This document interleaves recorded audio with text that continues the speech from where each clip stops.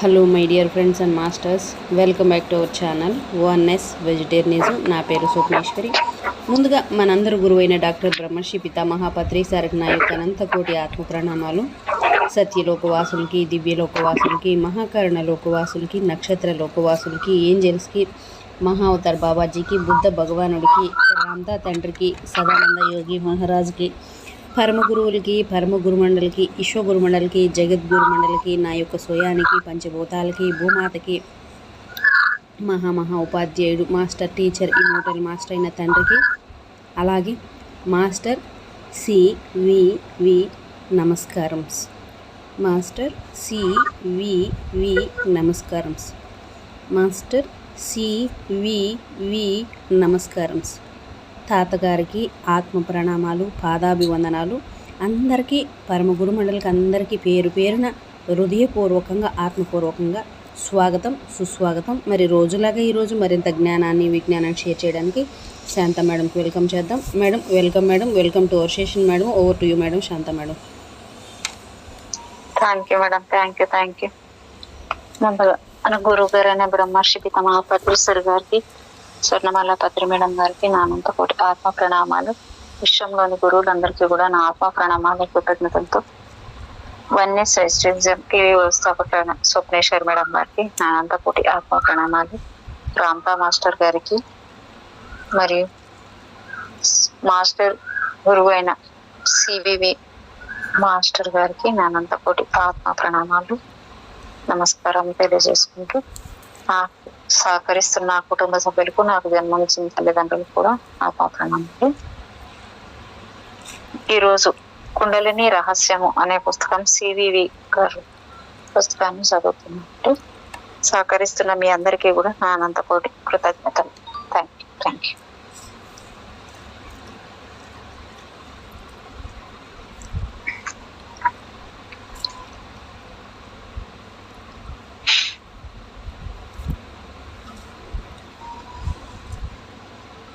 నిన్నటి రోజున అక్కడ దాకా 35.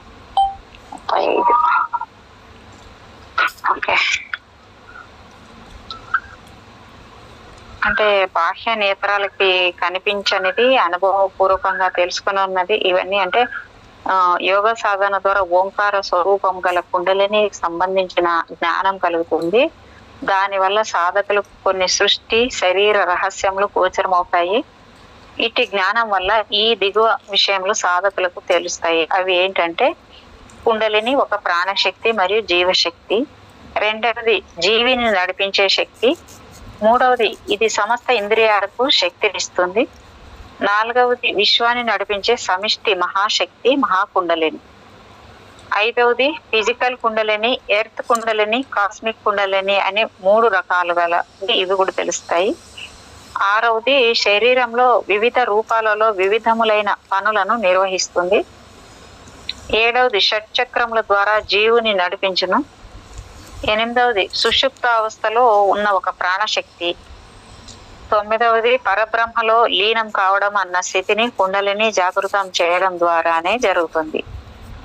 10వది కుండలిని మూలాధారంలో 3.5 చుట్లు చుట్టుకొని ఉన్నది.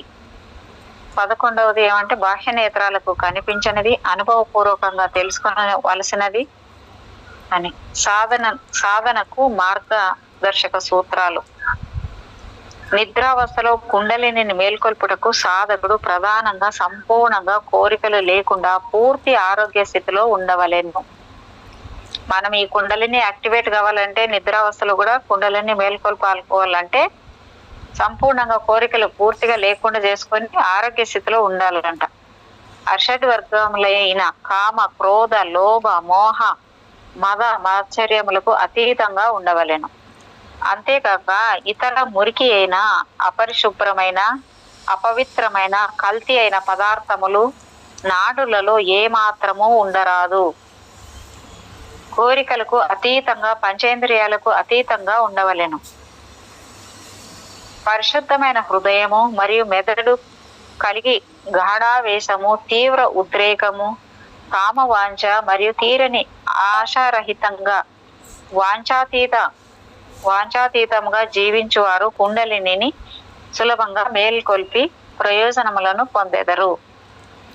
ఎవరైతే మెదడులో అనేకమైన మలినములతో ఆలోచనలతో కూడి ఉంటారో వారికి కుండలిని చైతన్యపరచుట కష్టసాధ్యమే. కేవలం బలవంతంగా ఆసనములు, ప్రాణాయామములు, ముద్రలు మరి ఇతర యోగ సంబంధమైన సాధనలను కుండలిని ప్రజ్వలింపచేయుటకు ప్రయత్నిస్తారో అట్టివారు ఫలితాలను పొందలేరు. అటువంటి వారు నిర్గుణమైన కుండలిని నిచ్చెనను అధిరోహించలేరు. సక్రమ మార్గమును పాటించక నియమ నిబంధనలను ఉల్లంఘించి అభ్యాసం చేసిన సాధన పక్వమునకు చేరలేదు. ఈ విధంగా క్రమరహితంగా అభ్యాసం చేయువారు సాధారణంగా శారీరకమైన బలహీనతలు, దుర్లభమైన సమస్యలను ఎదుర్కొనవలసి ఉంటుంది. యోగ శాస్త్రములందు గాని, వాటి వ్యవస్థల యందు గాని, ప్రయాణములందు యందు గాని, సూత్రముల యందు గాని, విధానముల యందు గాని లోపములు లేవు. కావున అభ్యాస లోపముల వలన అర్హత లేని గురువుల క్రింద శిక్షణ పొందిన కారణముగా సమస్యలు ఎదుర్కొనవలసి వస్తుంది. ఫలితములు ఏమాత్రము లభించవు. సాధకునిలో మొదట శుద్ధత్వం ఉండాలి. తర్వాత అభ్యాసమునకు సంబంధించిన ఆచరణీయమైన పరిజ్ఞానం సంపాదించి అమలు పరచడంలోనే ప్రయోజనములన్నీ ఉన్నాయి. సద్గురువును ఆశ్రయించుట, నిరంతర సాధన, నమ్మకము, భక్తి శ్రద్ధలు, క్రమశిక్షణ, ఓపిక అవసరము.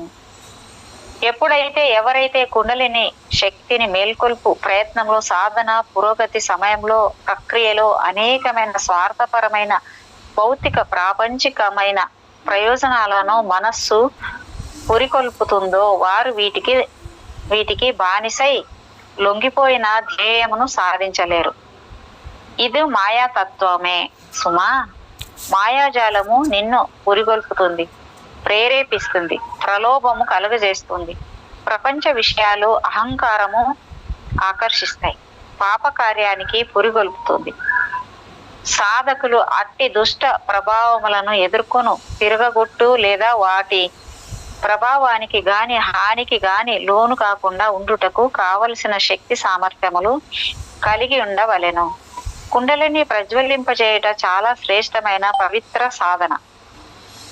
బ్రహ్మ విద్యా సాధన, ఆత్మ సాక్షాత్కార సాధన, పరిశుద్ధ శరీరము, మానసిక స్థితి, మాలిన్య రహితమైన మనస్సు అవసరం. సంపూర్ణ క్రియాశాస్త్ర జ్ఞానము, పరిజ్ఞానము, కుండలిని తత్వము, దాని పుట్టు పూర్వోత్తరాలు, మహాత్యములు తెలిసి ఉండేయాలి. కుండలిని ప్రాప్తి సాధన సూత్రములు, సిద్ధాంతములు, ప్రయాణముల విధానమును గురించి తగినంత అవగాహన అత్యావశ్యకము.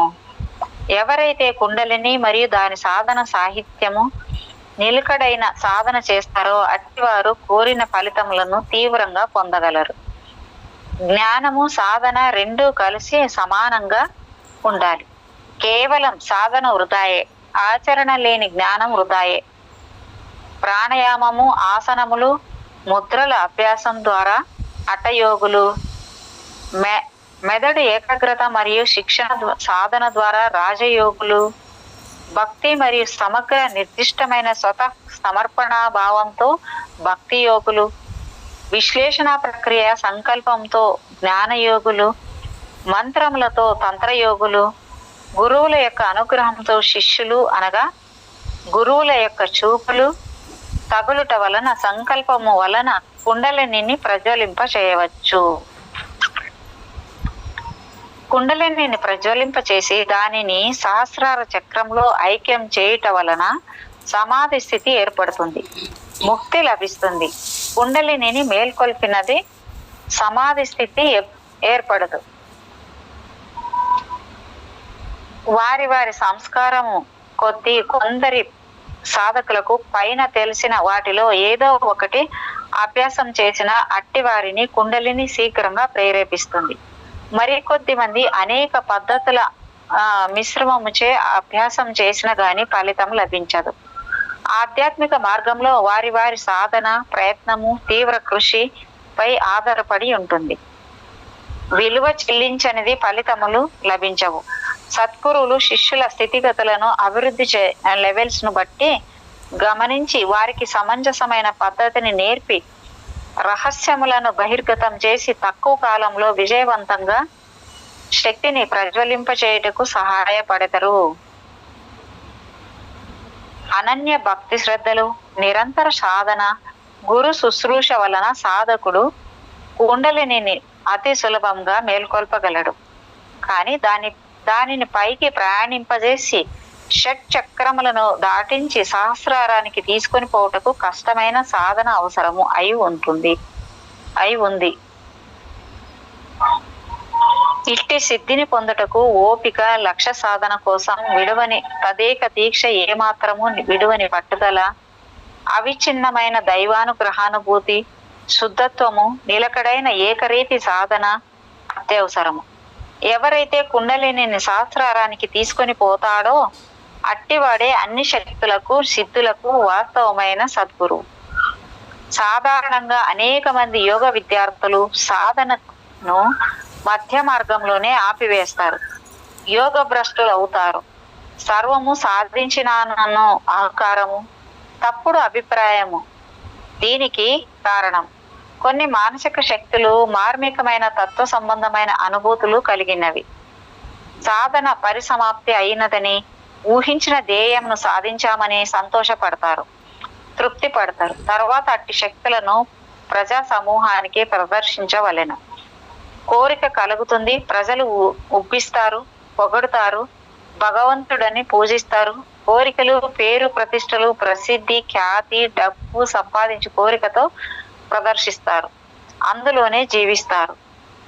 కుండలిని ప్రజ్వలింప చేయుటకు రాజయోగులు, హఠయోగులు, భక్తి యోగము, సత్యయోగము తదితర మార్గములు ఉపయోగపడతాయి. కొద్దిమందికి ఒకే పద్ధతి సాధన ప్రయోజనములను ఇవ్వదు. సామరస్యమైన మిశ్రమ పరిస్థితులు పాటించడం చాలా మంది సాధకులలో అత్యవసరం.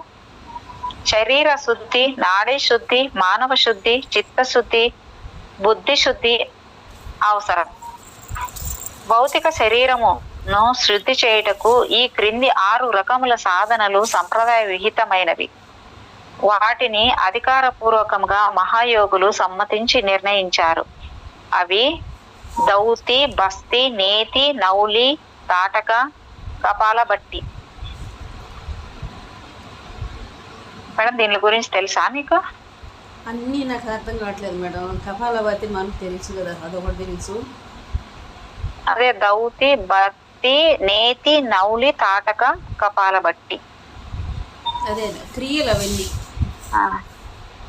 ఓకే. ఈ శక్తిని పలు మార్గముల ద్వారా మేల్కొల్పవచ్చు. అందుకే వేర్వేరు పద్ధతులు వేర్వేరు పేర్లతో పిలువబడతాయి. ఉదాహరణకు రాజయోగ, హఠయోగ, కుండలిని యోగాభ్యాసం చేయువారు ఇది ఒక ఉన్నతమైన ప్రక్రియ అని, ఆ స్థితిలో సాధించిన సమాధి స్థితి సంపూర్ణమైనదని తెలుసుకుంటారు. వారి వాద సారాంశం ఏమనగా, ధ్యాన యోగమందు ప్రపంచం నుండి నిర్లిప్తత భావము ఉండుట వలన సమాధి వ్యవస్థ, తత్పరత, పారవశ్యము, మనస్సు ఎల్లప్పుడూ ఆత్మచింతనలో నిండి ఉంటుందని, మెదడు యొక్క పరిమితుల పట్ల ప్రతిబంధకం, ఆటంకం లేకుండా మానసిక ఏకాగ్రతతో నిశ్చల స్థితిలో పలు రకములైన మానసిక సూక్ష్మ ప్రక్రియలలో శుద్ధ జాగ్రత్త అవస్థకు చేరుతారు. ఇక్కడతో 2వ అధ్యాయం అయిపోయింది. 3వ అధ్యాయము కుండలిని స్వరూప నిరూపణ. కుండలిని అనగానేమి, భౌతిక శరీరంలోకి ఏ విధంగా ప్రవేశించింది, ఏ విధంగా రూపొందింది, దాని శక్తులు ఏవి, దీని కర్తవ్యములు, అధికారములేవి, దాని భూత భవిష్యత్తు వర్తమాన కాల ప్రణాళికలేవి, ఇది భౌతికమా అభౌతికమా, దీనిని చాలనం చేయలేకపోవుటకు కారణములేవి, దీనిని ఎలా గుర్తించాలి, ప్రక్రియ విధానం ఎలాంటిది, దీనిని ఏ విధంగా ప్రజ్వలింపజేయాలి, శరీరమందు ఇది ఎక్కడ నిక్షిప్తమై ఉంది, ఏ విధంగా దీనిని ప్రేరణ చాలనం గావించవలెను, యోగ సాధన క్రియా విధానమేది, ఇదే అది అని ఎట్లు తెలుసుకొనవలెను, పరాశక్తి ఎక్కడ ఉంది, సాధనలో ప్రజాదరణలో లేకపోవటకు కారణములేవి. కుండలిని అనగానేమి, ఇంకా తదితర అనేక ప్రశ్నలు ఉదయించుట ఈ యోగమందు సాధారణమే. కానీ వీటికి ప్రత్యుత్తరములు అంత సులభమైనవి కావు. కేవలం ఒక కుండలిని యోగ సాధకునకు మాత్రమే వీటిని సమాధానములు సహజంగా తెలిసి ఉంటాయి. ఈ ప్రశ్నలకు సమాధానాలు ఇందు కళ్ళకు కట్టినట్లు అర్థం పడుతోంది. పక్షపాత బుద్ధి లేకుండా, ఈర్ష్య అసూయలు లేకుండా పఠించవలసిన గ్రంథం ఇది. కుండలిని సంపూర్ణ రూపమును గురించి రాబోవు అనేక పేజీలలో వివరించబడినది. కానీ ఇది కొన్ని సృష్టి రహస్య శక్తులను నిక్షిప్తపరుచుకొని ఏ కార్యములను కర్తవ్యములను నిర్వహించుచున్నచో మనకు ఇంతవరకు తెలియదు. మానవ మేధస్సుకు అందక అంతర్గతంగా ఉన్న కొన్ని సృష్టి పనులను నిర్వహిస్తూ ప్రస్తుత మానవ పరిణామ దశలో కొంతకు కొంత బహిర్గతం అగుచున్నది. దాని రహస్యములు ఇప్పుడిప్పుడే కొద్ది కొద్దిగా కుండలిని యోగ సాధకులకు లభిస్తున్నాయి. ఒక విషయం మాత్రం సత్యం, కుండలిని బ్రహ్మతత్వం కాబట్టి బ్రహ్మ అనుగ్రహం లేనిది ఏ రచయితకు పరాశక్తి జ్ఞానము లభించదు. దాని రూపం గాని, దాని శక్తి యుక్తులు, చమత్కార లీలలు గాని, దాని దశలు గాని, సృష్టి రహస్యములు గాని మెదడు నందు మెరుపు తీగ వలె ప్రకాశించవు. వారి అనుగ్రహం కలవారికి ఈ జ్ఞానం లభిస్తుంది. సాధకులు జాగరూకులై పఠించండి. పరబ్రహ్మ రూపమైనట్టి ఈ పరాశక్తి రూపమును, చాకచక్యమును, లీలా మహత్యములను శుద్ధ మనస్సు వివేకం చేత గమనించవలెనని ప్రార్థన. పాఠకులు త్రికరణ శుద్ధి కలిగి చదవవలెను. నీ దేహమందలి నీ పరమాత్మ అనుభూతికి రాగలదు. ఆ మనోలోకంలో ఉన్నట్లు భావించుకుంటూ పట్టించిన చాలా ప్రయోజనము సాధకులకు కలుగుతుంది. భక్తి భావంతో, యోగ ధ్యేయంతో చదవవలసిందిగా కోరుతున్నాను. అంతరంగిక భక్తి అవసరం. ఈ ప్రశ్నలు అతి సులభంగానే కనిపిస్తాయి, కానీ వీటిని సాధన సహితమైన జవాబులు తెలియచెప్పుటకు నీవు మొదలు కుండలిని యోగ ప్రవీణులను ఆశ్రయించి సాధన చేయాలి. నీవు యోగి కావలేను. ఎందుకంటే పరాశక్తి కంటితో చూసినది కాదు, స్పర్శకు అందదు. దీనిని సాధకులు అనుభవపూర్వకంగా తెలుసుకొనవలెను. ఇంతవరకు కుండలినిపై సమగ్రంగా, సంపూర్ణంగా దాని స్వరూప సాధన మార్గములను రచించలేదు. ఇదే ప్రప్రథమ గ్రంథము అనుటలో అనుమానం లేదు. దీనిని ప్రజ్వలింపచేసిన బ్రహ్మానుభూతి కలుగుతుంది. అట్టి అనుభూతి పొందిన వారే కుండలిని గురించి విచారించి రచించగలరు. కుండలిని ఎట్టిది? కదలీ కోశము వలె కోమలమైనది, మూలాధారంన నిలయమై ఉన్నది. వీణ శబ్ద వేగం వలె శోభాయుక్తమైనది. ఇది శూన్య రూపముకు పరాశక్తిగా స్ఫురించుచున్నది. సర్వ ప్రాణులకు చైతన్యప్రదమగు శక్తి.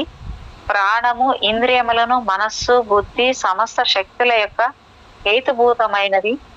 సర్వులకు జపము లేదా స్ఫూర్తిప్రదమైనది. తన ఊర్ధ్వకృత ముఖముచే ప్రాణవాయువును పైకి పంపుతుంది. అదే మాదిరి అపాన వాయువును క్రిందికి తోసివేస్తుంది. స్పందనకు కారణమైన శ్వాసను తీసుకుంటుంది. హృదయమున గల ప్రాణవాయువు కుండలినిచే ఆకర్షింపబడుతుంది. అపాన వృత్తిచే కుండలిని పతమును ఎప్పుడు పొందునో అప్పుడు స్మృతి సంకలమన వృత్తి భేదములతో కూడి జ్ఞానము ఉదయించును. లక్ష్మి వంటిదైన కుండలిని ముత్యముల పెట్టెలో ముక్తిహారం వలె వెలుగుచున్నది. నిత్యము సరసరలాడుచుండును. కర్మతో కొట్టబడిన ఆడసర్పం వలె పరివర్తనశీలమై ఉంటుంది. కుండలిని సృష్టి వృక్షం యొక్క బీజము. విశ్వ సృష్టి ఆవిర్భావన పరమాణువు సర్వత్రా వ్యాప్తమై ఉంది. సంకల్ప రూప పరమాణువు సృష్టి రూప ఆకాశ వృక్షం యొక్క బీజం. ఇంద్రియములు దాని పుష్పములు, విషయములు సుగంధములు. ఇచ్చే ఒక భ్రమరము. చంచలమైన ఇంద్రియముల క్రియలు దాని చిగుళ్ళు. స్వర్గము, నరకము, మోక్షము, పాతాళాది ఇతర లోకములో దాని శాఖలు, మేరు పర్వతము మొదలగునవి వాని మూలములు, నీల మేఘముల పల్లములు, దశ దిశలు దాని చంచలమైన లతలు, భూత భవిష్యత్ వర్తమాన కాలమందలి అనేక ప్రాణుల శరీరములన్నీ ఆ వృక్షం యొక్క ఫలములు.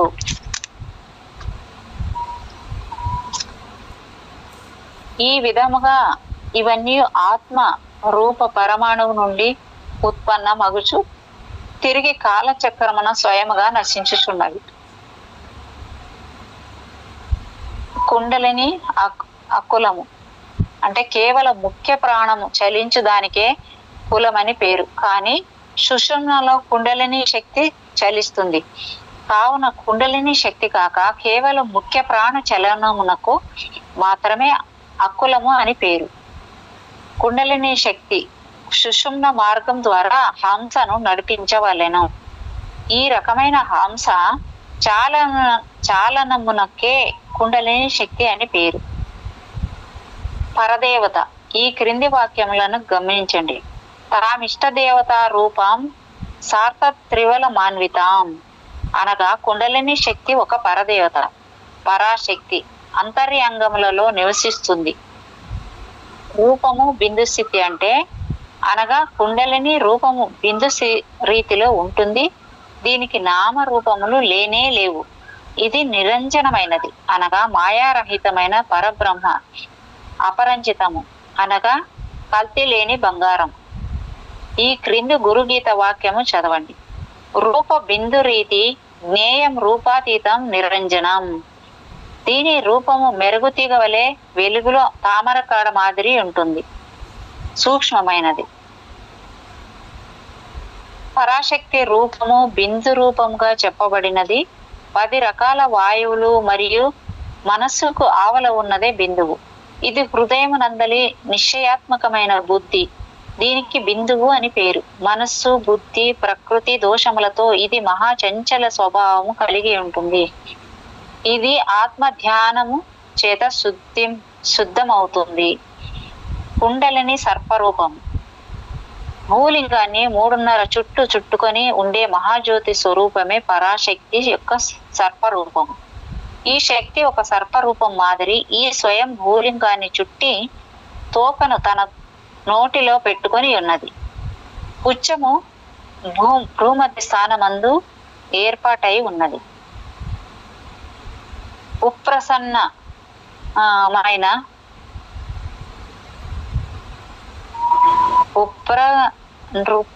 రుస్తమైన కుండలిని కుటిలాకారమై సర్పం వలె చుట్టుకొని ఉన్నది. శుప్త కుండలిని సర్పరూపంలోని మహాజ్యోతి స్వరూపము ఒక మహా జీవశక్తి. దీనికే శుప్త కుండలిని అని పేరు. మహా తేజస్సు గలది, బంగారం లాగా మెరిసే జ్యోతి స్వరూపం. ఇది ఆడ సర్పము. కుండలిని ఆడ సర్పము. ఆడది స్వలక్షణములు కలది కావున కుండలిని అని పేరు వచ్చింది. పరాశక్తి స్త్రీలింగం. ఈ క్రింది వాక్యం చదవండి. సర్పాన్ రేణు త్రివేష్టనయుత శక్తి. కావున కుండలిని సర్పాకారణ ఉన్నదని స్త్రీలింగమని కూడా తెలుసుకొనవలెను. ఈ ఆడ సర్పమునకు అన్ని జీవులకు ఉన్నట్లే చేతన అంటే ప్రజ్ఞ, అచేతన అంటే నిద్ర అను 2 స్థితుల లక్షణాలు కలవు. పరాశక్తి కుండలిని. పరాశక్తి అంటే ఇక్కడ పరాశక్తి గురించి, కుండలిని అది శక్తి స్వరూపం కావున దీనికి పరాశక్తి అని పేరు. కూడా ప్రకృతి తత్వం. 3 చుట్ల సర్పమే కుండలిని. త్రికోణ బిందు స్థానమే కుండలిని క్షేత్రం. ఈ త్రికోణమందు సర్పాకృతిలో 3.5 చుట్లు చుట్టుకొని పరాశక్తి సుషుప్తి స్థితిలో నిద్రిస్తున్నది. ఒక సర్పం చుట్టుకున్నట్లు 3.5 చుట్లు చుట్టుకొని విశ్రాంతి సమయము గడుపుతున్నది. తోకను మాత్రం తన నోటితో పట్టుకొని ఉన్నట్లు అనుభూతి పొందవచ్చు. దాని గమన స్థితి అధోముఖంగా మూలాధారంలో నిద్రాణమై ఉంటుంది. సర్పం యొక్క ఆకారము స్వభావము వంకరగా చుట్టుకొని ఉంటుంది. ఈ క్రింది ప్రతి చదవండి. మూలాకందము గ్రాణగ్రేణ దృష్టా కమల కందవత్ ముఖేన పుచ్చం సంగృహ బ్రహ్మారంధ్ర సమన్విత. ఇక్కడ ఫిగర్ ఇచ్చారు మేడం. ఇక్కడ అంటే ఈ పటంలో ఎట్లా ఇచ్చారంటే స్వయం భూలింగము, ఇది రెండవది త్రిభుజాకారం ఇచ్చారు. సుషుమ్న పింగళ, ఈడ పింగళ, పైన త్రివేణి, సుషుమ్నాని కింద. త్రికోణాకార మధ్యలో వెన్నుపాము క్రింది భాగంలో ఒక లింగం ఉన్నది. ఈ లింగానికి ఒక రంధ్రం ఉంది. ఈ లింగమే స్వయం భూలింగం. ఈ స్వయం భూలింగాన్ని 3.5 చుట్లు చుట్టుకొని ఒక మహాజ్యోతి స్వరూపము ఉన్నది. రూపాతీతమైనది. పరాశక్తి ఆ బ్రహ్మ యొక్క రూపంగా చెప్పబడినది, అనగా నిరంజనము. మాయా రహిత పరబ్రహ్మ విలక్షణం కలదు. కేవలం దృశ్యరహిత వస్తువులకు రూపాతీతమని అర్థం. కుండలిని సిద్ధాంతం.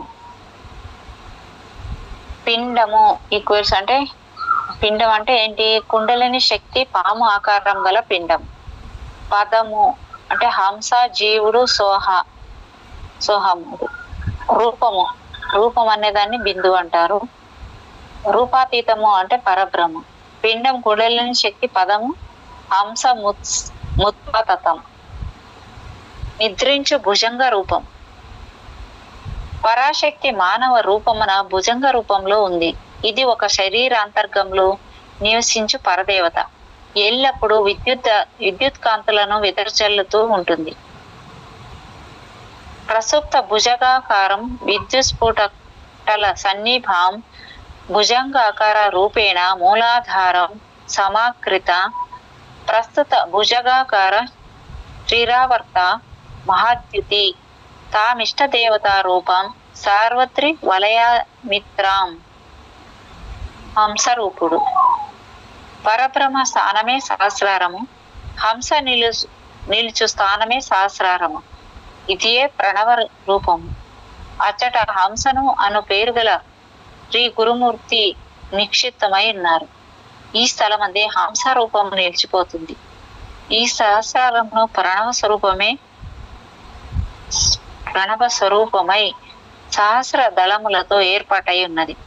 సహస్రారంన సూర్యుడు, చంద్రమండలములు ఉన్నాయి. దాని యందు జ్యోతి స్వరూపుడైన హంసే వెలుగుచున్నది. నాడుల యందు సంచరించు పవనములకు హంస అని పేరు. హంస జీవుడు, జీవాత్మ. జీవునకు సాక్షి పరమాత్మ.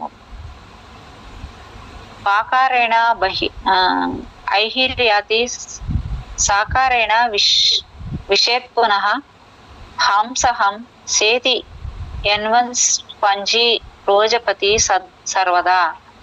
హంస సంచారం గురించి ఇచ్చారు ఇక్కడ. వెన్నెముక మధ్య భాగమున ఒక సూక్ష్మ బిలము కలదని తెలుసుకొని ఉన్నాము. ఒక మార్గము. ఈ రహదారి ద్వారా హంసను నడిపించుటకే కుండలిని శక్తి అని పేరు. పదము అనగా హంసభావం. సాధారణంగా హంస అనగా మూలాధారం నుండి సహస్రారం వరకు సంచరించు ప్రాణవాయువునకు హంస అని పేరు. దీని ద్వారా జీవుడు ప్రతిరోజు అనేక హంసల ప్రాణమును సంచరింపజేయుచున్నాడు. హంసకు గల పేర్లు: జీవాత్మ, పరమాత్మ, జీవుడు, సంచరించు ప్రాణవాయువు. హంస రూపిణి స్థానములు అంటే ఏంటివి అంటే, హంస అను పేరు గల పరబ్రహ్మ స్థానములు 3. అవి ఏమంటే, 1 త్రిరేఖ చక్రములు, 3 రేఖలు గల చక్రము, కమల త్రిరేఖము, 3 రేఖలు గల స్థానము, కమల రూపము, 3 గీతలు. త్రికోణము అంటే త్రికూటము. త్రికూటం అనగా 3 మూలల గల భూమధ్య స్థానము, అనగా చంద్రుడు, సూర్యాగ్న మండల త్రయము. సహస్రార హంస యొక్క క్రింద ఉన్నదే భూమధ్య స్థానం. 3 కోణములు గల చక్రములలో హంస సంచరిస్తూ ఉంటుంది. ఈ స్థానమునకే త్రికూట స్థానము అని పేరు. ఈ స్థానమున శ్రీ గురు పరమాత్మ కూటస్థుడై సాక్షిగా ఉన్నాడు. జీవస్థానము ఈక్వల్ అంటే కంఠము, విశుద్ధ చక్రం. ఈశ్వరుని స్థానము అంటే భ్రూ మధ్య స్థానం, ఆగ్నేయ చక్రం. సహస్రారం గురించి ఏమి ఇచ్చారంటే, కుండలిని యోగ సాధకునికి శ్రమ, ప్రయత్నము అత్యంత పైన గల సహస్రారం చేరుటయే. ఇది కడపటి మజిలి. ఈ భూమిక స్పర్శ దృశ్య సర్వ దృశ్యరహితమైనది. అఖండ జ్ఞానము శక్తి లభించు స్థానం ఇదే. ఈ భూమికపై దృష్టిని నిలిపి ధ్యానం చేయవలెను. సమస్త దృశ్యమాన ప్రపంచము అదృశ్యమవుతుంది. ఇది లభించడానికి సాధకునికి అప్రాకృతిక బుద్ధి ఉండాలి. దివ్య కమలములతో ఏర్పడినది. సమస్త చక్రముల యందు హంస రూపమై దేదీప్యమానమై ప్రకాశించున్నదే ఈ పరమ గురు స్థానం. శ్రీ గురుమూర్తి స్థానం అని దీనికి పేరు. అనంతంగా వ్యాపించిన ఈ జగత్తుకు కారణమై ఉంది. ఏక స్వరూపమైనది. సకల ప్రాణుల యందు నిక్షిప్తమై ఉంది. పరమ పరిపూర్ణమైనది, నాశరహితమైనది, సర్వ మంగళ స్వరూపమైనది. ఇదే నిర్వికల్ప సమాధి జీవనకు సాక్షి రూపము. ఈ పరమహంసయే. ఇదే జ్ఞానోదయ స్థితి. అపానమునకు అంటే వాయు ప్రదేశము 2 అంగుళముల పైన, మేండ్రమునకు 2 అంగుళముల క్రింద ఉండు భాగమే శరీర మధ్య ప్రదేశము. విసతంతు అంటే కుండలిని శక్తి ఒక కాడ లాంటి రూపం కలిగి ఉంటుంది. శక్తి కుండలిని నామ విసతంతు నిభా శుభ. మహాశక్తి కుండలిని విసతంతు తనీయసి. కుండలిని ఎట్లు ఏర్పడింది? బిందువులోని ఖాళీ ప్రదేశమే కుండలిని శక్తి యొక్క తల్లి గర్భంలోని శిశువును ఉత్పత్తి చేయు జ్ఞానము కుండలినికి ఉంది. శుక్ల రక్త శోణితము కలిసి ఒక సంచిత రూపము ఏర్పడుతుంది. అది ఒక బిందువు. ఆ బిందువులో నిక్షిప్తమైన పదార్థము శిశు రూప నిర్మాణమునకు ఖర్చు అవుతుంది. ఆ పదార్థము ఖర్చు కాగా అక్కడ ఖాళీ ప్రదేశము ఏర్పడుతుంది. కొంత ప్రదేశం ఖాళీగా ఉన్నది. అది కుండలినిగా నిలుస్తుంది. ఇది ఇంకనూ తగ్గి ఉండుటకు అవకాశం లేని సూక్ష్మ స్థితిలో ఉంటుంది. దీని ప్రజ్ఞకు ఆ ఖాళీ ప్రదేశం గురించి తెలుసు. దీనిని గురించి సాధకులు తెలుసుకొనవలెను. ఎందుకనగా తన యొక్క జీవ ప్రజ్ఞను ఆ కుండలిని లోనికి ప్రవేశింప చేయవలెను. జీవ ప్రజ్ఞలో అది సంకల్పం ఉంటుంది. ఆ ఆది బ్రహ్మ సంకల్పము కుండలిని ద్వారా శరీర పర్యంతము వ్యాపింప చేయవలెను. జరగవలసిన ఈ క్రియా విధానము కార్యరూపం దాల్చుటకు అనేక సంవత్సరములు కాలము పడుతుంది.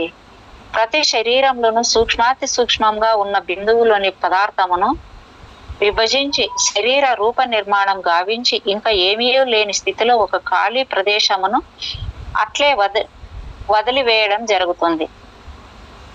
ఆ ఖాళీ ప్రదేశమే తిరిగి శరీరంలో కుండలిని శక్తిగా నిలిచిపోయి పనిచేస్తుంది. ఇది శక్తి స్వరూపము. ఇదే ఆదిశక్తులు విడిపోవు ప్రక్రియ. అది బ్రహ్మ శక్తి, కుండలిని శక్తి. ఇదే అర్ధనారీశ్వరుడి విధానం.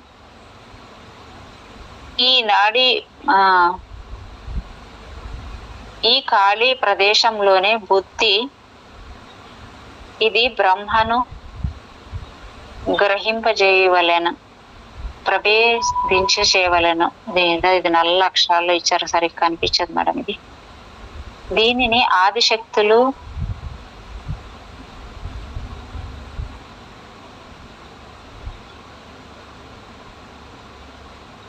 శివశక్తి యోగము, ప్రకృతి వేరు, యోగిని యోగము అని పేరు. ఆ ఖాళీ ప్రదేశమే మహాప్రకృతి తత్వము. శుక్లము బిందువై మాతృగర్భమును చేరి శోణితముతో కలిసి పిండోత్పత్తి అయిన తర్వాత ఆ పిండంలో శిశు రూపము ఏర్పడుటకు పెరుగుటకు ఆ బిందువులోని ఆహార పదార్థము ఉపయోగించబడతాయి. ఈ విధముగా ఏర్పడిన కుండలిని స్థానము వెన్నెముకనకు అడుగున ఉంటుంది. ఆ పదార్థమునకు ఇంతకు పూర్వము ఉండిన ధాతు, వృక్ష, మృగ తత్వములే 3 పొరలుగా ఏర్పడతాయి. ఆదిలో సృష్టి ప్రారంభ సమయమున ఆది మరియు శక్తి కలిసి ఒకటిగానే ఉండినది. బ్రహ్మ సృష్టి నిర్మాణం ప్రారంభించిరి. తన అంశను శక్తిని కుండలిని శక్తిగా శరీరమును నడిపించుటకు మానవ రూపమున నిలిపించిరి.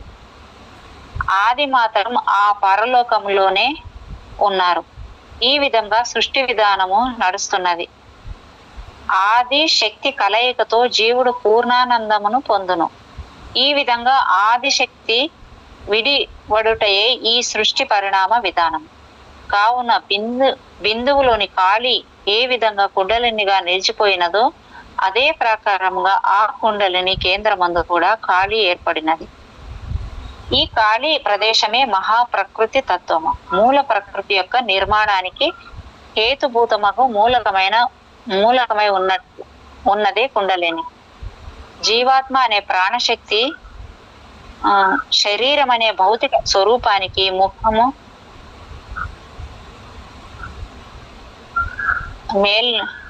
మూల ప్రకృతి.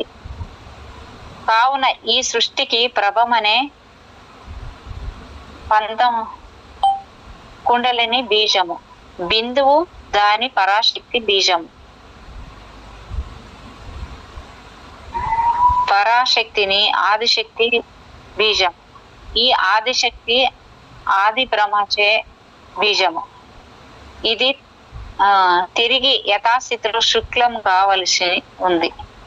సూక్ష్మం నుండి స్థూలమునకు స్థితి విధానము నడుస్తుంది. ఇదే సృష్టి దశ పరిణామము. వీటిని కుండలినిలో గమనించవచ్చు. సూక్ష్మ స్థితిలో ఉన్నందున దానిని స్థూల దృష్టితో చూసుటకు వీలు కాదు. కానీ అది ఉన్నట్లు దాని ఉనికి మనకు తెలియవస్తుంది. మానవ శరీరంలో అంతర్యామిగా అమృతముగా ఆత్మసాక్షిగా ఎవరైతే ఉన్నారో అతడే సృష్టికర్త, పరబ్రహ్మ, దేవుడు.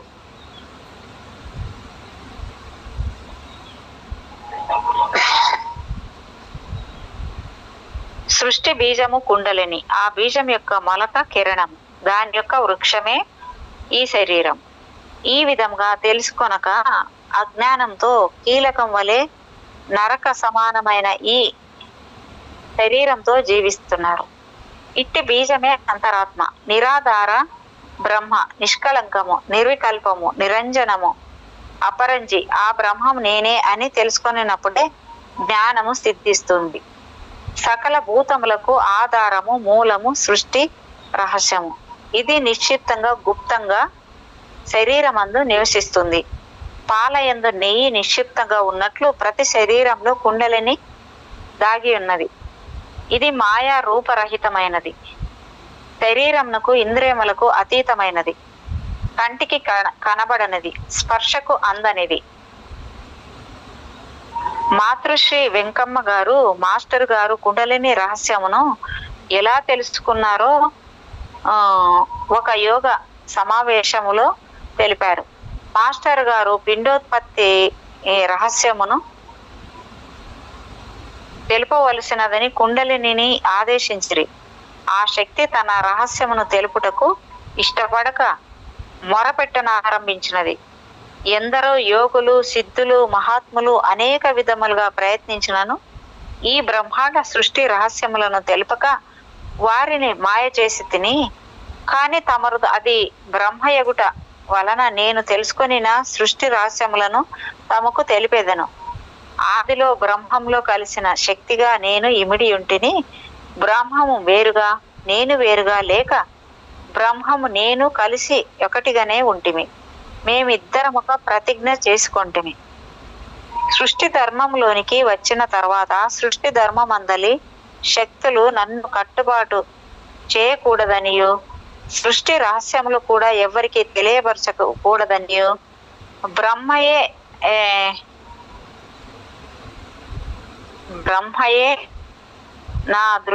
నా సృష్టి ధర్మంలోనికి వచ్చి నన్ను కట్టుబాటు చేసి నా సృష్టి రహస్యము తెలుసుకొనవలననియో ప్రతిజ్ఞ చేసుకొంటిమి.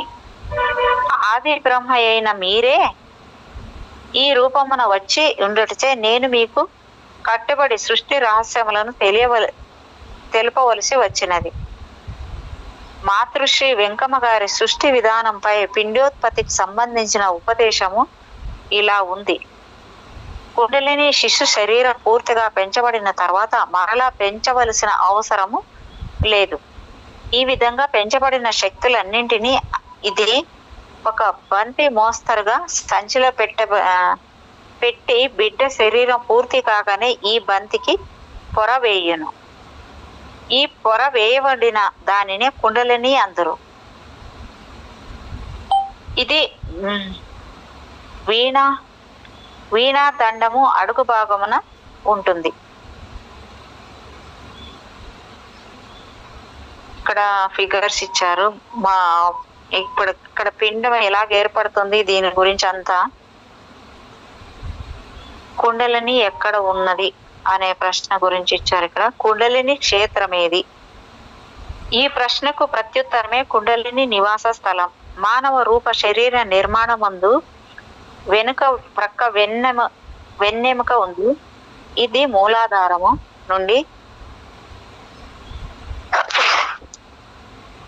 మూలాధారము నుండి సహస్రారం వరకు వ్యాపించి ఉంది. దీనిని అనేక పేర్లతో పిలుస్తారు. అవి వీణాదండకము, బ్రహ్మదండి అని. ఈ పరాశక్తి మూలాధారంలో నిక్షిప్తమై ఉంది. కమండలని సూక్ష్మ మూలాధార నివాసిని అనగా మూలాధార క్షేత్రమే కుండలిని నివాస స్థలము. అతి సూక్ష్మమైనది, రహస్యంలోకెల్లా పరమ రహస్యమైనది కుండలిని. కుండలం అంటే ఏంటి అనే ఇక్కడ ఇచ్చారు. మూలాధార క్షేత్రంలోని త్రికోణమే కుండలిని స్థానం. దీనికే కుండలము అని పేరు. కుల కుండాలయ కౌల మార్గ తత్పర సేవిత కురకుళ్ళు కులేశ్వరి. మూలాధారంలోని కుండలిని శక్తి కురుకుళ్ళు. కుల మార్గదేవత పేరు కులేశ్వరి అనగా పరాశక్తి కుల మార్గమున ప్రయాణించినప్పుడు కులేశ్వరి అనబడుతుంది. కుల మార్గంలో సాధన చేయువారు సహస్రారంలోని పరమశివునితో సంయోగపరుస్తారు.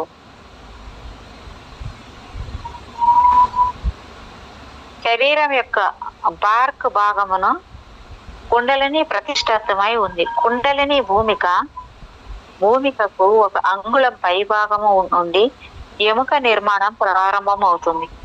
ఈ ఎముకలు వంకర వంపు లేని విధంగా ఒకే వైపుకు ఏకరూపంగా నిర్మితమై ఉన్నాయి. కుండలిని ప్రతిష్ఠితమైన స్థలము.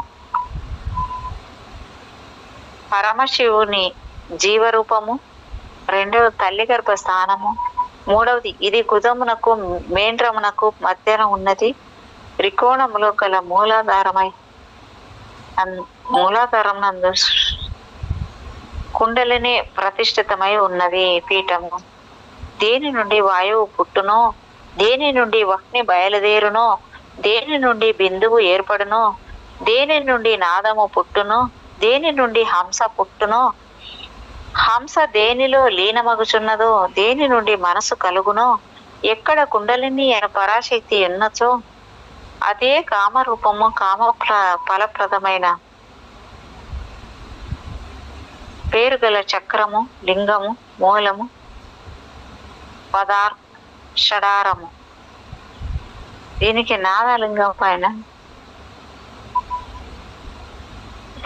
నాదలింగమైన చిదాత్మకమైన పీఠము అని పేరు. దీనిని గురించి తెలిసినంత మాత్రమున సాధకుడు జీవన్ముక్తుడగును. మేండ్రముల మధ్య మూలాధార త్రికోణములు ఉంది. అది జీవరూపుడైన శివునకు స్థానమై ఉంది.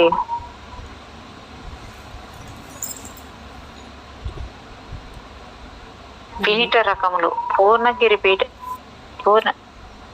మేడం టైం ఉందా? ఉంది madam. Okay. 45 minutes. Purnagiri Peetha. అవునా, okay okay. Okay madam. Purnagiri పీఠము అనాహతమును మహాచక్రము ఎక్కడ కలదో అదే పూర్ణగిరి పీఠము. జాలంధర పీఠము కంఠ రూపమున విశుద్ధమను చక్ర భూమిక కలదు, దీనికే జాలంధర అని పేరు.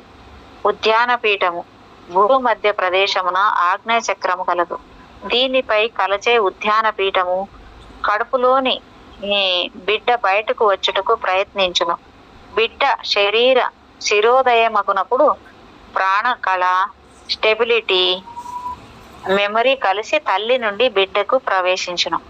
అప్పుడు బయట ఉన్న గాలి బిడ్డకు ప్రవేశించుటచే ఈ గాలి కలిసిన స్టెబిలిటీ, మెమరీ హృదయమందు నిలిచిపోతుంది. ప్రాణకళ గాలి మాత్రము బంతి వలె నుండి కుండలిని దగ్గరకు పోయి తాకి ఒత్తిడి కలగజేయను. ఈ ఒత్తిడి వలన కుండలిని క్రిందకు అదమబడి స్ప్రింగ్ యాక్షన్ వలె రైజ్ అయినందువలన ఉచ్ఛ్వాస నిశ్వాసములు కలుగుచున్నవి. అప్పటి నుండి మెమరాండ్రం వర్కింగ్ ప్రారంభమగను. దాని వర్కింగ్ వల్ల మనలో ఉన్న అవయవములన్నీ పని చేయుటచే మనకు ఆకలి, దప్పిక, నిద్ర కలుగుచున్నవి. ఇదే మన శరీరం, మానవ జీవిత కాల పట్టిక. మేడం మేడం చెప్పండి మేడం. దేవరహ బాబా ఆయన ఎవరు మేడం? ఆయనకి దాదాపు 2500 సంవత్సరాలు 3000 సంవత్సరాలు ఉంటాయంట మేడం ఆయనకి.